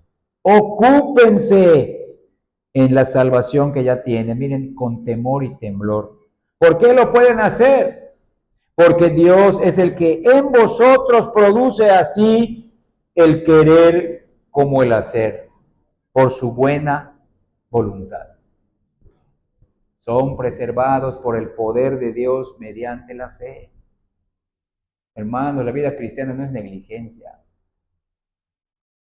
No es vida de ahí se va. Lo que Dios quiera. Pues aquí Dios quiere que te esfuerces, que eches mano de tu salvación. Sí, como vimos en Filipenses 1:6. Si Él comenzó la obra en ti, Él la va a perfeccionar. Sí, pero ¿cómo lo hace? Poniéndote a trabajar activamente en esa obra que Él ya empezó. Para que nosotros crezcamos en fe. Para que crezcamos en madurez, en servicio, crezcamos a la imagen de Cristo. No para vivir una vida así pasiva, y pasa el año y 2 años y 3 años. Y no hay vida espiritual, no hay crecimiento en la gracia, no hay crecimiento en el carácter, no hay madurez. Seguimos en las mismas debilidades, las mismas luchas. No estoy hablando tampoco de perfección, pero sí un crecimiento para la gloria de Dios. Regresando a Hebreos, lo que leímos hace rato. Agradándole, sirviéndole, agradeciéndole con temor y reverencia. Entonces, la perseverancia que se obtiene de esta forma, mediante la fe, es una perseverancia en santidad. Y nada sería más absurdo para el creyente y más indigno y grosero para Dios que el que vive en pecado, el que vive en incredulidad, piense que de alguna forma podrá obtener la bendición de estar en el cielo. Eso daría evidencias de que aunque se diga creyente, aunque asista a una iglesia verdadera, si no está viviendo de una manera neotestamentaria, de una manera evangélica, aunque diga lo que diga, su estilo de vida está demostrando, tú no tienes este tipo de fe. No te estás ocupando en la preciosa salvación que Dios te ha dado. No tienes ni el querer, mucho menos el hacer. Ni quieres, ni lo anhelas, ni lo deseas. No estás haciendo tu mejor esfuerzo para agradar al Señor. No tienes la garantía. No tienes esta garantía de que estarás en el cielo. Entonces, con su poder todopoderoso, Dios nos guarda hasta que llegue la salvación que se ha de revelar en los últimos tiempos. Pero el mismo Espíritu de gracia que nos guarda también inspiró a Judas, no Iscariote, a Judas, para que escribiera: consérvense en el amor, esperando la misericordia de nuestro Señor Jesucristo para vida eterna. Y eso está en Judas 21. Acompáñame a Judas después de las 3 cartas de Juan. En Judas 21. Sí, es Dios quien nos guarda. Es Dios quien nos cuida y nos protege. Pero miren, ¿por qué se puede exhortar a uno que tiene verdaderamente la fe? Se les puede exhortar así: conservaos en el amor de Dios, esperando la misericordia de nuestro Señor Jesucristo para vida eterna. O sea, esperando la segunda venida de Cristo. El Espíritu también guió a Pablo, ya no solamente aquí a Judas, para que escribiera: pónganse toda la armadura de Dios. ¿Por qué? Pues si ya soy salvo, ¿por qué tengo que ponerme la armadura? Porque Dios así lo quiere. También dice que tomen el escudo de la fe, con el cual pueden apagar todas las flechas encendidas del maligno dirigidas hacia nosotros. Y eso está en Efesios, capítulo 6. Véalo. ¿Por qué se le exhorta a un creyente así? Pues no, que no está en peligro. No, no está en peligro de perder su salvación, pero sí está en peligro de tener una santificación que no crece. Sí está en peligro de que Dios lo discipline por su pereza, por su negligencia. Sí está en peligro de que Dios lo saque de este mundo prematuramente por ser una persona que no lucha sinceramente contra su pecado con la ayuda de Dios. Y etcétera, etcétera. Puede ser usado como mal testimonio en la iglesia. Y Dios no quiere eso. Puede ser usado como Dios no quiere un mal testimonio para los inconversos. Y Dios no quiere eso. Miren, Efesios 6:11, vístanse de toda la armadura de Dios para que podáis estar firmes contra las acechanzas del diablo. Y en el versículo 16, sobre todo, tomen el escudo de la fe. Está, la fe. Sois guardados mediante la fe por el poder de Dios. Y esa fe, dice, con que puedan apagar todos los dardos de fuego del maligno. ¿Por qué habla así a creyentes que están seguros? ¿Por qué? Pues no que estoy seguro, Señor. Pues no que es tu soberanía. Sí, es tu soberanía. Sí, pero Dios nos involucra en nuestra santificación. Esto no es para salvación, es para servirle. Hermano, ¿cómo quieres tú? Escucha bien, ejemplo, ¿cómo quieres tú que sea el pastor que esté en este púlpito?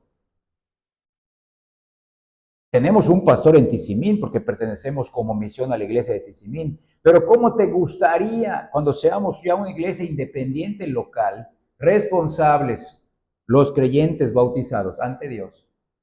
¿Cómo te gustaría que sea ese pastor? ¿Negligente? Que no se ponga el escudo de la fe, que no se ponga la armadura de Dios, que pase entre semana y no tenga una vida espiritual de oración, que no luche contra su carácter malo, contra su pecado inherente, que no estudie la palabra, que no esté en comunión con el Señor. No nos gustaría una persona así. Porque muchos tienen en sus iglesias a pastores que hacen trabajo de diáconos.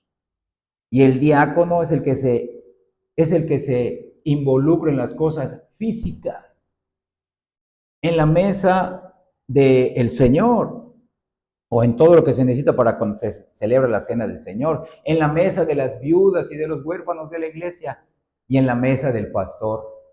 O sea, en las cosas físicas. Y muchos pastores hacen eso, pero se olvidan de lo espiritual. Y cada iglesia tiene al pastor que merece. Escucha bien, si tú y yo queremos un pastor que tenga estas características de ser más como Cristo, nosotros como ovejas que ahora podemos decir, somos misión que no tenemos un pastor oficial, ¿cómo somos como ovejas hoy? Hoy, ¿cómo soy como oveja? Porque en la medida que seamos ese tipo de ovejas, entonces ese tipo de pastor tendremos. Si somos ovejas negligentes, perezosas, flojas, que siempre estamos esperando a que otro ore por mí, otro estudie por mí, pues así va a ser nuestro pastor. Porque no, nuestro pastor nos va a cambiar. No. Cada quien será juzgado, si eres creyente verdadero, no para que pierdas tu salvación, sino por tus grados de recompensas. Cada quien será juzgado por su propia vida. Cada quien será juzgado por su sinceridad, por su esfuerzo, pero por gratitud. O cada quien será juzgado por su negligencia, pereza, apatía. Mañana, mañana y mañana, y cuando me sienta mejor, y cuando acabe estos planes, y cuando termine de hacer esto, este proyecto, después. Bueno, no te quejes. No te quejes, no nos quejemos de por qué no crecemos personal y congregacionalmente. Entonces, sabiendo que somos responsables, sabemos que es la soberanía de Dios, pero es nuestra fe, es nuestro esfuerzo, por gratitud, por gratitud. Entonces, lo primero que debemos hacer es unirnos con los apóstoles y debemos de pedirle continuamente al Señor, Señor, si es por mi fe, aumenta mi fe, aumenta mi fe. Mira Lucas 17:5. Cuando fueron entendiendo esto los apóstoles, que era por fe, entonces escrito está en Lucas 17:5, dijeron los apóstoles al Señor, aumentanos la fe. Ya entendimos que no es por obras, es por fe. Aumentanos la fe. ¿Y sabes qué utiliza Dios para aumentar nuestra fe? Las pruebas. Las situaciones desesperantes, las circunstancias adversas, las enfermedades, el dolor, el sufrimiento, la debilidad. Aumentanos la fe no implica un camino allanado, sin esfuerzo. No, aumentanos la fe implica constancia, perseverancia. ¿Cómo puede ser posible, hermanos? Y yo también me lo pregunto, ¿cómo puede ser posible que una persona, por ejemplo, un boxeador amateur que quiere llegar a ser campeón, cuánto se sacrifica? ¿Cuánto deja de hacer por entrenar? ¿A qué hora se levanta? ¿Cuánto tiene que empezar a correr? ¿Cómo tiene que cambiar su alimentación? ¿Cuánto ejercicio tiene que hacer? Una persona que quiere estudiar una licenciatura, una maestría, un doctorado, ¿cuántos sacrificios tiene que hacer? ¿Cómo es posible que esas personas hasta digamos, muy bien, qué bueno, no, él tiene que ser así porque está haciendo eso y lo justificamos? Metas mundanas, metas que no te digo que son malas, no, son metas temporales. Pues esta persona se está preparando para este campeonato, se está absteniendo de acostarse tarde, ya no va a fiestas y pues tiene que comer de esta manera y lo justificamos. Está bien lo que está haciendo. Y nosotros como creyentes no lo podemos hacer para el Señor. No lo deberíamos hacer mejor para el Señor. Pero pensamos que todo es la soberanía de Dios, todo es por gracia. No, la gracia no invalida nuestra responsabilidad. Aumentanos la fe. Si nuestra súplica es genuina, podemos estar seguros de que Jesús, quien es el iniciador o el autor y perfeccionador de nuestra fe, oirá nuestra súplica y contestará nuestra oración en la forma que mejor responda a nuestra necesidad, aunque sea por medio de la adversidad. Si tú quieres más fe, pídesela al Señor. Si no tienes de plano esta fe, pídesela al Señor. Señor, sálvame y muéstrame cómo vivir la vida cristiana sin pereza, luchando contra mi pereza, luchando contra mi apatía, mi indiferencia, siempre dejando de último lugar las cosas espirituales. A veces voy a regañadientes a la reunión y a veces llego bien cansado porque hice muchas cosas entre semana que tú sabes que son buenas y pues hasta ya quisiera que termine la reunión. Entonces vean, hermanos, esto nos pega a todos. No queremos religiosos. Queremos personas sinceras. Escucha bien, queremos siervos inútiles, pero que están aferrados al Todopoderoso por su fe y que crezcan con el Señor. Y a manera de conclusión, hermanos, escuchen. Regresando a Primera de Pedro, capítulo 1, versículos del 3 al 5. De esta manera fue muy apropiado que el apóstol Pedro se refiriera a la herencia celestial de los creyentes. Escribía, como ya hemos visto, a quienes estaban natural y espiritualmente lejos de su hogar, que eran extranjeros en un país extraño. Muchos de ellos eran judíos convertidos, a quienes se les trataba con mucha crueldad. Un judío convertido al cristianismo tenía mucho que perder en ese tiempo. Era excomulgado de la sinagoga, se convertía en un marginado entre su propio pueblo. Sin embargo, también recibía la más rica recompensa, recibía esta herencia. Ahora, el judío, dice el apóstol Pedro, convertido en ese tiempo, era una persona que había sido nacida del cielo para tomar posesión de una herencia que en calidad y duración era infinitamente superior a la tierra de Palestina. Su ganancia era muchísimo más grande que sus pérdidas. Entonces, desde el comienzo mismo de esta carta, el Espíritu Santo, por medio del apóstol Pedro, llevó a estos creyentes que sufrían a una comunión, vean esto, a una comunión más estrecha con Dios, recordándoles lo que ya son y a quién ya tienen y lo que ya tienen. Lograba este objetivo colocando delante de ellos las riquezas de la gracia y la misericordia de Dios. Mientras más ocupados estuvieran en estos dones celestiales, no materiales, celestiales, más podrían elevar sus mentes sobre lo terrenal para llenarse de alabanzas a Dios, de doxologías a Dios. Aunque pocos de nosotros sufrimos pruebas como las que ellos sufrieron, sin embargo, tú y yo hemos experimentado que nuestra vida, nuestra suerte, se echa en un día oscuro. No sabemos qué va a pasar al rato. No sabemos qué nos va a pasar mañana. Y a nosotros nos toca ahora mirar más allá de las cosas que se ven para fijar nuestra atención en la bendición futura que nos espera. Vean esto, tómenlo como una exhortación de Pablo para nosotros. Efesios capítulo 5.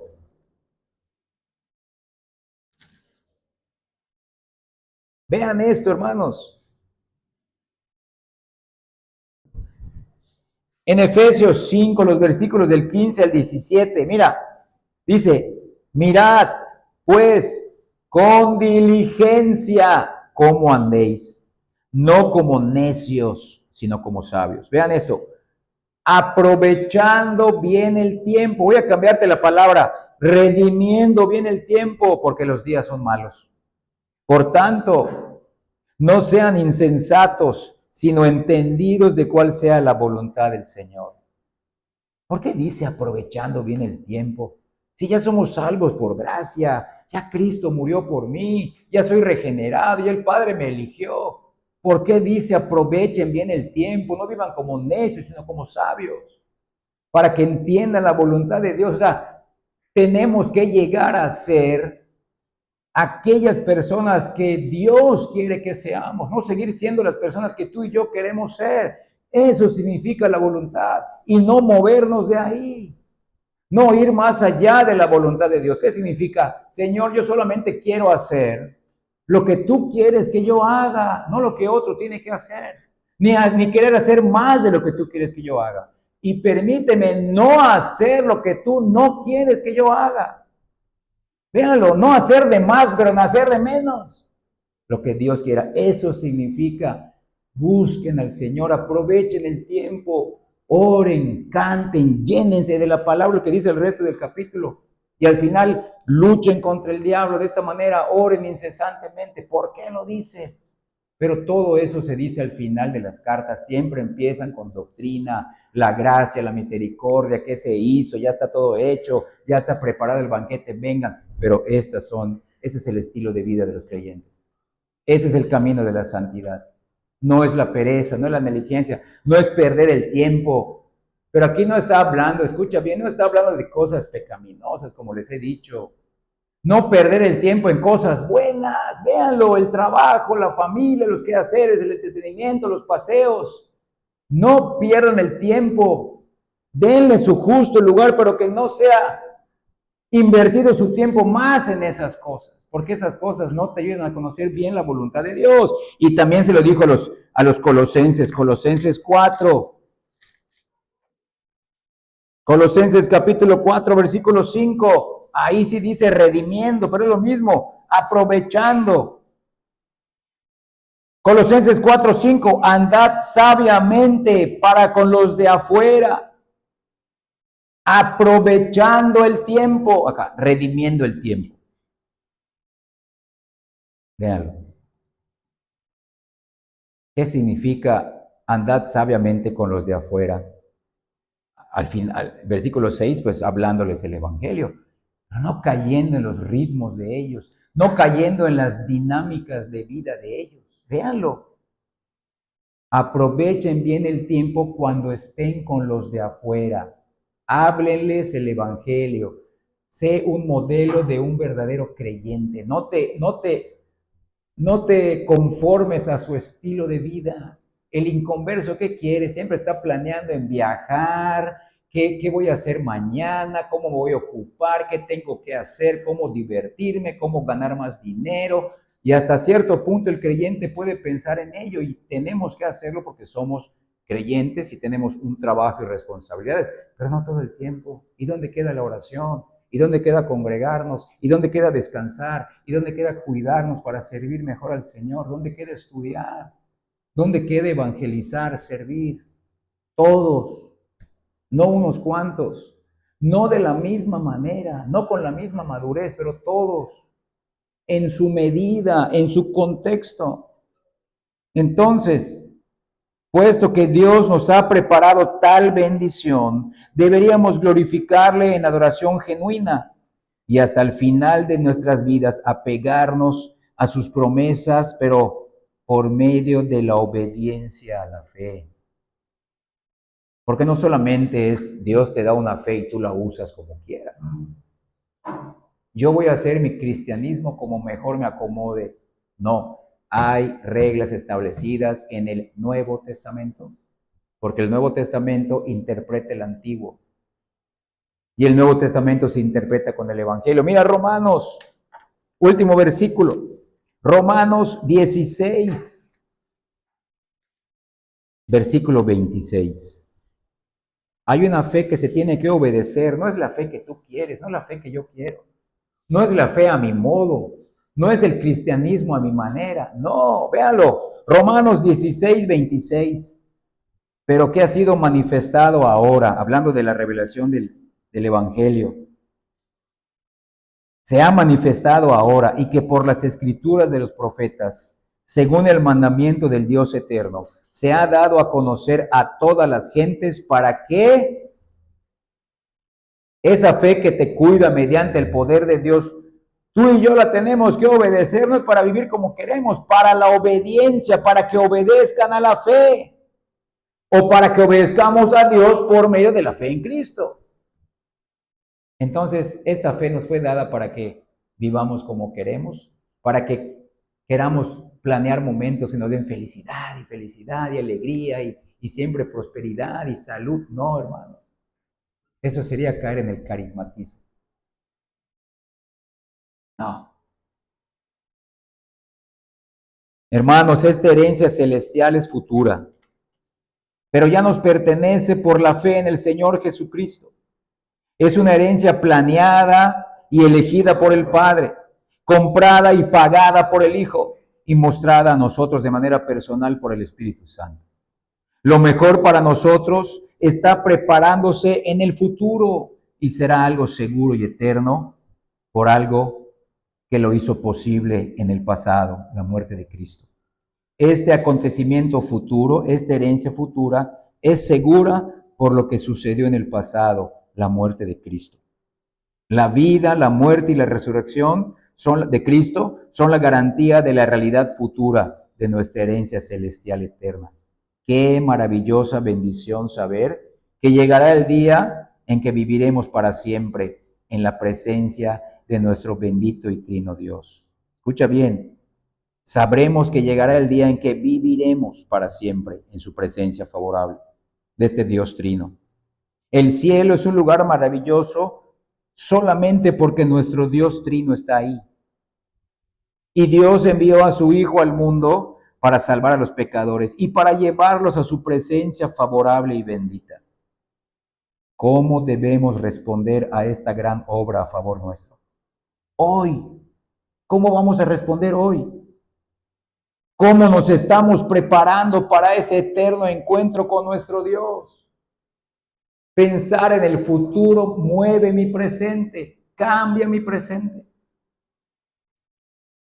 No es que yo ahora sí voy a ser muy dedicado y entregado. En el futuro.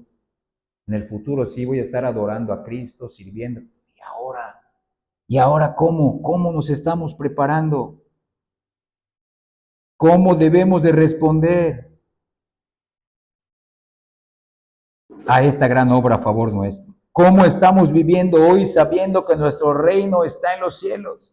¿Cómo estamos viviendo hoy sabiendo que nuestro verdadero Rey, Señor y Salvador es celestial? Que cada uno se conteste si ya tiene esta fe, y esta fe gradualmente, poco a poco lo está llevando a dedicarse hoy a tener esa comunión con Dios, que tendrá luego en el futuro de manera ininterrumpida. Pero hoy luchamos por mantenernos así. Entonces, hermanos, que Dios nos permita seguir creciendo en nuestra comunión estrecha con Él. Que no permita que descuidemos el estudio, la lectura y la meditación del Evangelio de su amado Hijo Jesucristo. Que no permita que los quehaceres, afanes, entretenimientos, necesidades y proyectos personales y aún familiares impidan, eviten o pospongan siempre nuestra comunión con Él. No es posible. No se puede crecer así. Entonces, hermanos, en la medida que entendamos lo que el Dios Santo del cielo ha hecho por nosotros los pecadores en la persona de su amado Hijo, en esa medida seremos más agradecidos, seremos más esforzados y seremos más fieles y leales a Él y a servirlo mejor a Él. Vale la pena el esfuerzo, vale la pena cambiar lo bueno por lo mejor, estar en la presencia de Dios. Que Él nos acerque más a sí mismo, cueste lo que cueste, tengamos que perder lo que tengamos que perder, tengamos que dejar lo que tengamos que dejar. Vale la pena. Que Dios nos ayude, que Él nos guarde con su poder, pero que Él nos haga ser transformados por medio de nuestra fe que hemos puesto en Cristo. A Él sea la gloria por los siglos de los siglos. Amén. Vamos a continuar con nuestro culto de adoración a Dios. Dios les bendiga.